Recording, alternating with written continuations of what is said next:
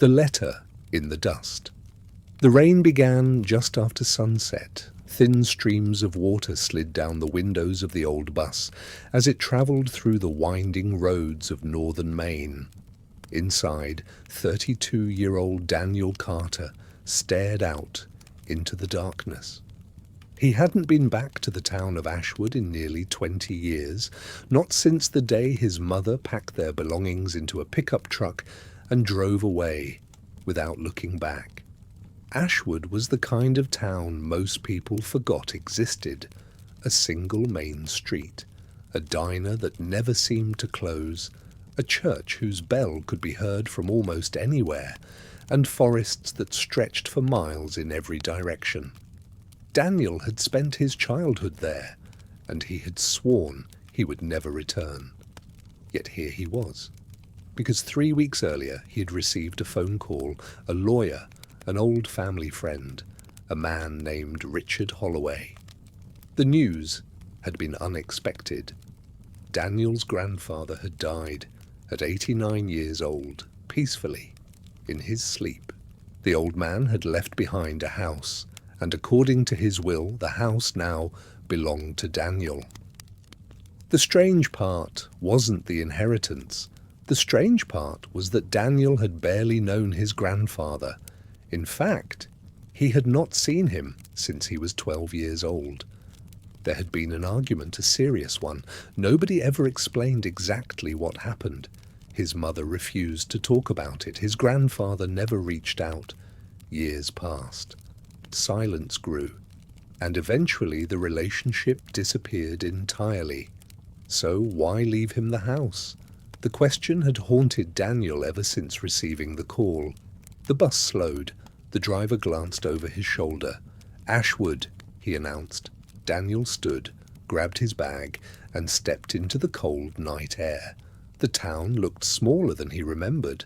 The diner was still there, the church still stood, even the old gas station remained, but many buildings were empty now. Time had moved on. Ashwood had not. A black pickup truck waited near the curb. Richard Holloway stepped out. He looked older than Daniel remembered, grey hair, wrinkled face, kind eyes. "Daniel." "Richard." The two shook hands. For a moment, neither spoke. Then Richard smiled. "Your grandfather would be glad you came." Daniel wasn't sure that was true. The drive to the house took 15 minutes. They followed a narrow road through dense woods. Eventually the trees opened, and there it was, the Carter house. Daniel felt his breath catch. The place looked exactly as it had in his childhood memories. A large white farmhouse, wrap-around porch, tall oak trees, and a weathered red barn standing nearby. The property sat alone on a hill overlooking a small lake. Even after all these years, it felt frozen in time. Richard parked the truck. Neither man moved. Rain tapped softly against the windshield. Finally, Richard reached into his coat pocket. He removed a brass key. "This is yours now." Daniel stared at it.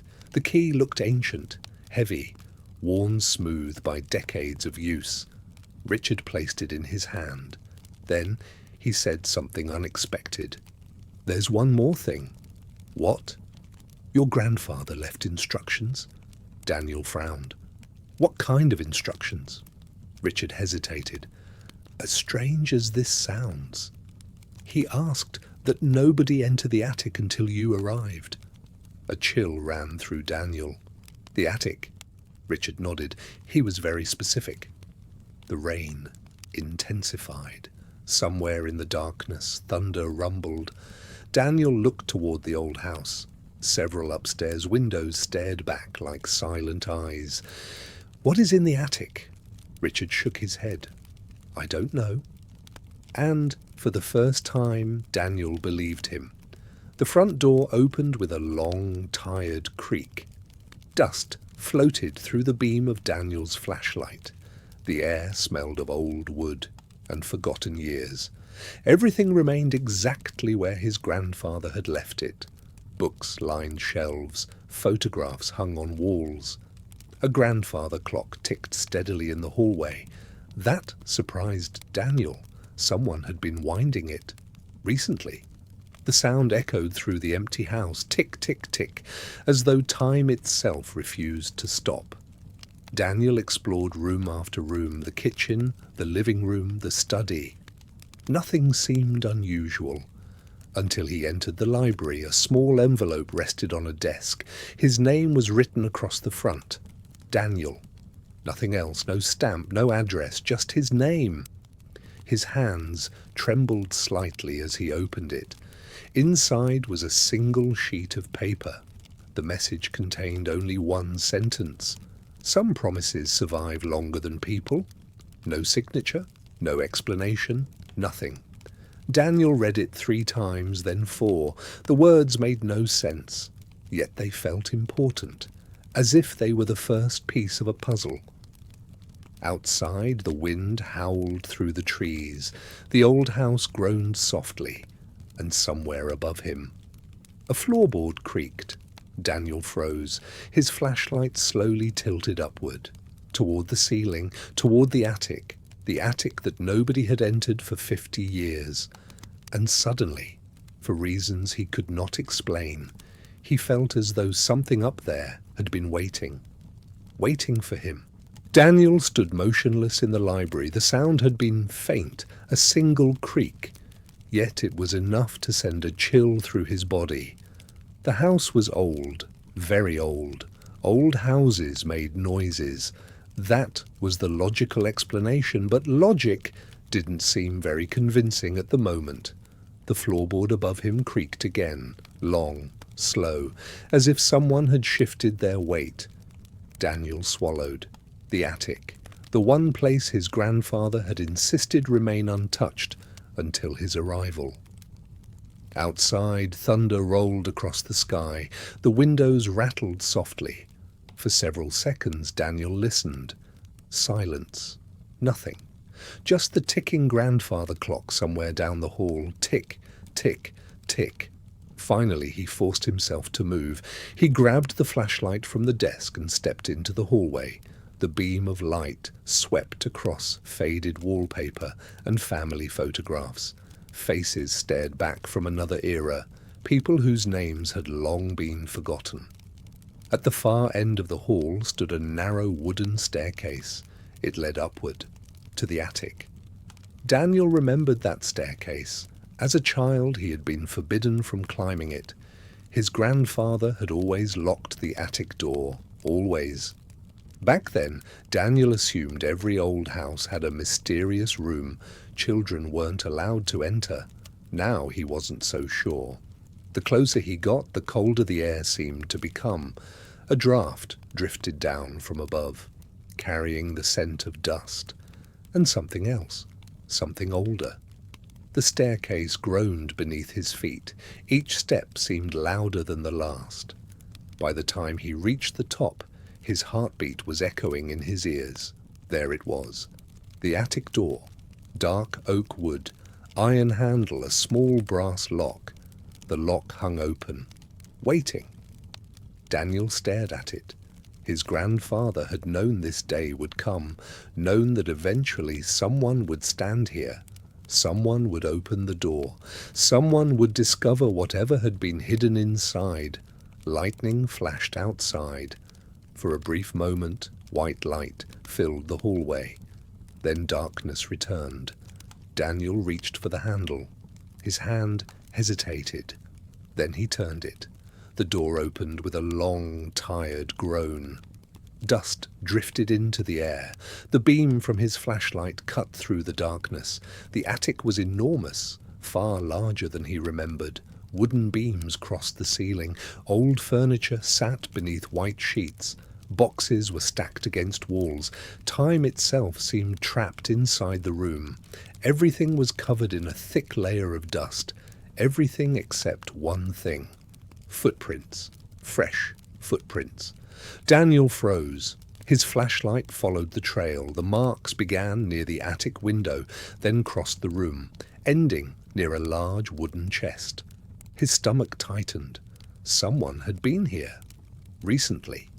Yet that was impossible. Richard had said nobody entered. The house had been locked, hadn't it? Daniel moved cautiously toward the chest. The footprints were unmistakable, a single set, as though someone had walked across the attic and vanished. The chest looked ancient, dark wood reinforced with iron bands. A brass nameplate was attached to the front. The inscription had faded, but Daniel could still make out the letters. Eleanor Carter. He frowned. The name meant nothing to him. Carefully, he opened the lid. Inside were dozens of items, old photographs, letters, newspaper clippings, and a leather-bound journal. The journal immediately caught his attention. Its cover was cracked with age, yet it appeared well preserved. Daniel opened it. The first page contained a date, May 14th, 1976. Beneath it was a name, Eleanor Carter. The handwriting was elegant, steady, beautiful. Daniel sat down on an old chair and began reading.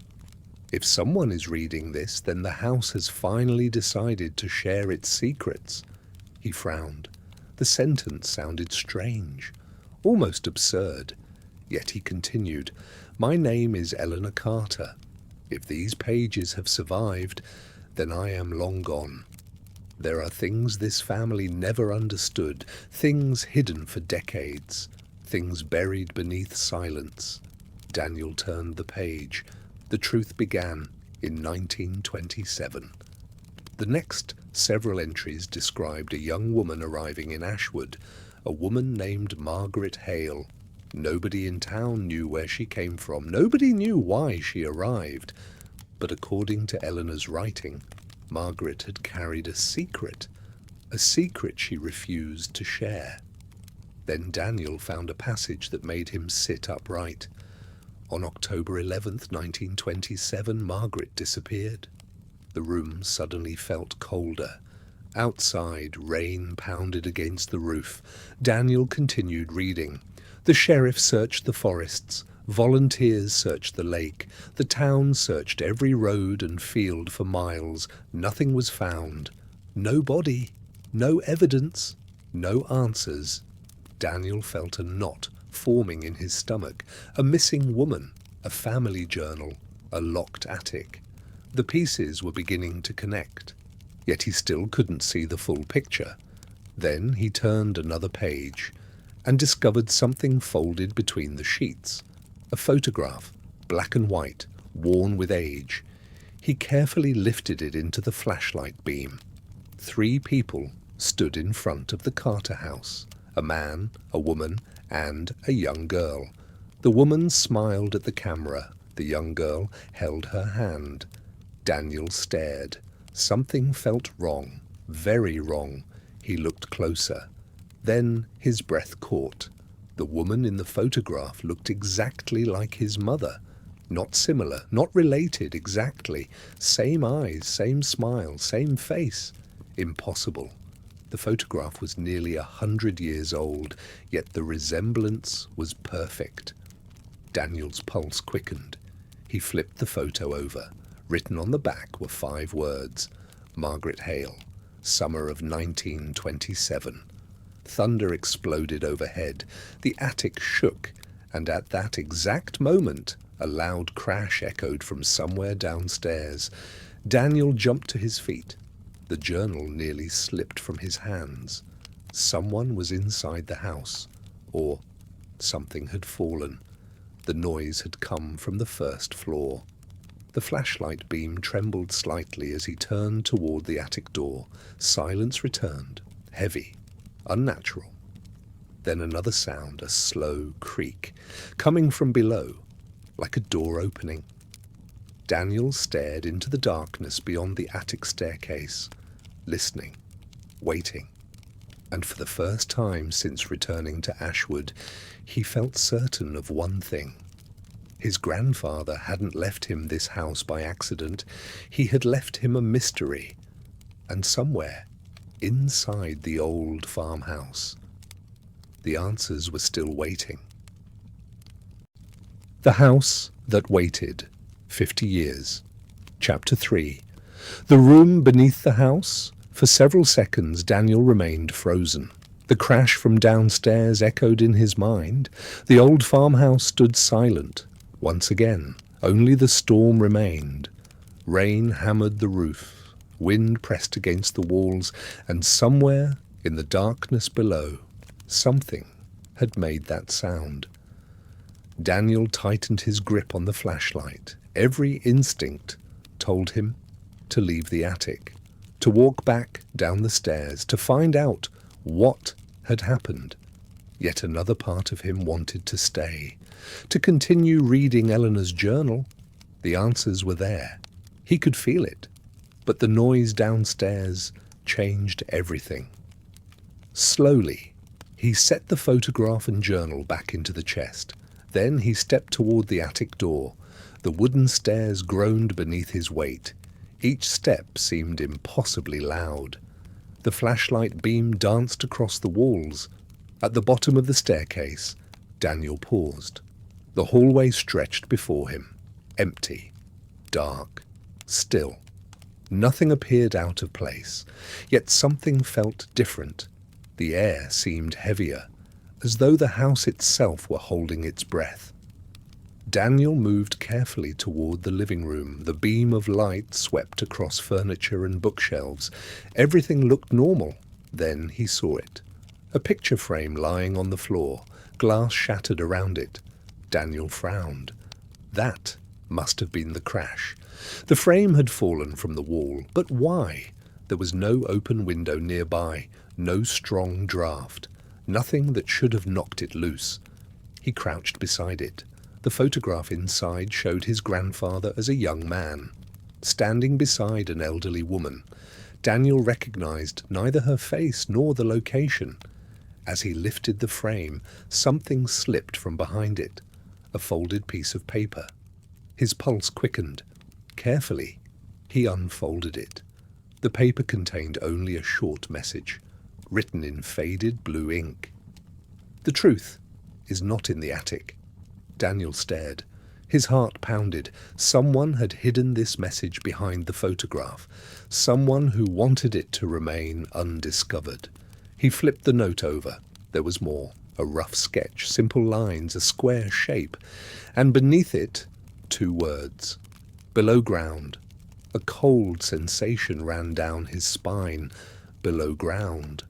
What did that mean? A basement, a cellar, a hidden room? Daniel looked around the house. For the first time, he noticed something strange. He had explored nearly every room earlier. Kitchen, library, study, living room, bedrooms. But he had never seen a basement door. That seemed odd for a farmhouse this old. Most houses of this age had cellars, storage rooms, storm shelters, something. Yet he remembered no staircase leading downward. The realization unsettled him. What if there was a hidden section of the house, a place deliberately concealed? The storm intensified outside. Lightning flashed across the windows. Daniel stood. His flashlight scanned the walls, searching, looking for anything unusual, anything out of place. Minutes passed, nothing. Then he entered the kitchen and stopped. The old refrigerator sat against one wall, cabinets lined another. Everything looked ordinary, except for one thing, the floor. Near the pantry door, part of the wooden floor appeared slightly newer than the rest, only by a few years, maybe less, but enough to notice. Daniel crouched. He examined the boards carefully. Scratches marked the edges, repeated scratches, as though the section had been moved many times. His pulse quickened again. He placed both hands against the wood and pushed. Nothing happened. Then he noticed a small metal ring hidden between 2 boards, almost invisible. Daniel grabbed it, pulled. The wooden section lifted, a hidden trapdoor. Dust rose into the air. A rush of cold air emerged from below. Daniel aimed the flashlight downward. Stone steps descended into darkness. Far below, he could barely see the outline of a narrow passage. The house suddenly felt very different, not abandoned, not empty, but secretive, as though it had been hiding pieces of itself all along. For several moments, Daniel simply stared. Then he began the descent. The stone staircase twisted downward. The temperature dropped with every step. The smell changed too. Old earth, moisture, age. The air carried the scent of forgotten decades. Eventually, his feet touched solid ground. The hidden chamber was larger than expected. Stone walls surrounded him. Wooden shelves lined the room. Most were empty, but not all.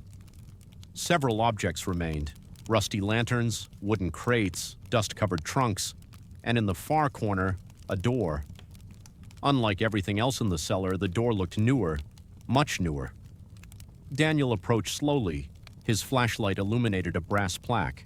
3 words were engraved into the metal: "Keep closed always." The warning made his stomach tighten. Who had placed it there? His grandfather? Eleanor? Someone else? Daniel reached for the handle, then stopped. The silence around him felt unnatural, oppressive, like standing in a church after midnight.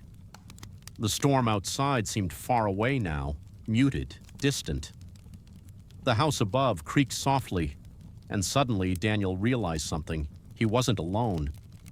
The feeling arrived without explanation, without evidence, yet it felt undeniable. Someone had stood here before him, many times, watching over whatever was behind that door, protecting it, hiding it, for almost 50 years. Daniel swallowed hard. His hand slowly closed around the brass handle. The metal felt ice cold. For one long moment he hesitated. Then he turned it. A loud click echoed through the chamber. The door unlocked, and somewhere deep within the darkness beyond, something moved. To be continued.